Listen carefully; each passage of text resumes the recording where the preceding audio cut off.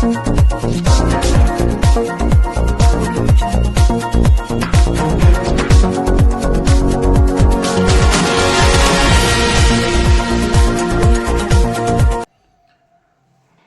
हुई सरकार का बजट कुछ इस तरह से होता है। आज केंद्र सरकार का बजट पेश हुआ और उस बजट को लेकर जिस तरह की पूरे दिन भर में देखने को मिला और यहां तक कि बजट की सफलता असफलता बहुत कुछ शेयर मार्केट बता देता है। आज आप शेयर मार्केट को उठा के देख लीजिएगा, जिस हिसाब से शेयर मार्केट में गिरावट आई है वो ये दर्शाता है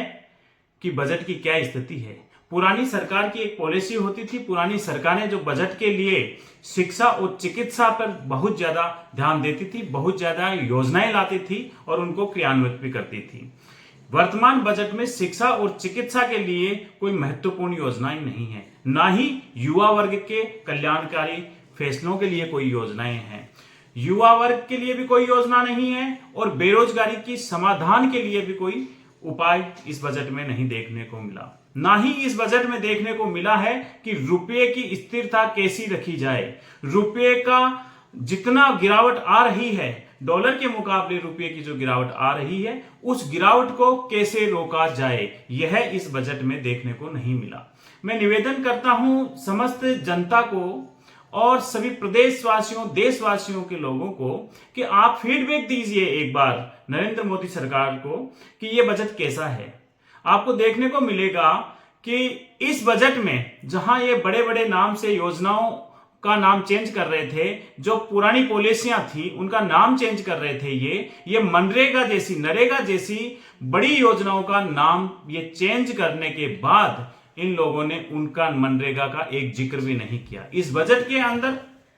वर्तमान बजट में नरेगा के हित के लिए, या यूं कहूं कि वर्तमान जो जी राम जी योजना चलाई थी उसके लिए एक भी नए पैसे का कोई अनुदान की या कोई नए बजट की घोषणा नहीं की। वर्तमान की हालत बहुत दयनीय है, बहुत स्थिर है, बहुत खराब है और वर्तमान बजट इस निराशावादी सरकार का, इस आशा विहीन सरकार का, ये यूं कहूं कि ये थकी हुई सरकार का, जैसे हमारे केंद्रीय नेतृत्व ने कहा, जैसे हमारा राष्ट्रीय अध्यक्ष जी ने कहा कि ये थका हुआ बजट थकी हुई सरकार की पहचान है। इस बजट को लेके तरह तरह से फीडबैक आ रही है। मैं इतना सा ही कहता हूं कि यह बजट पूर्णतया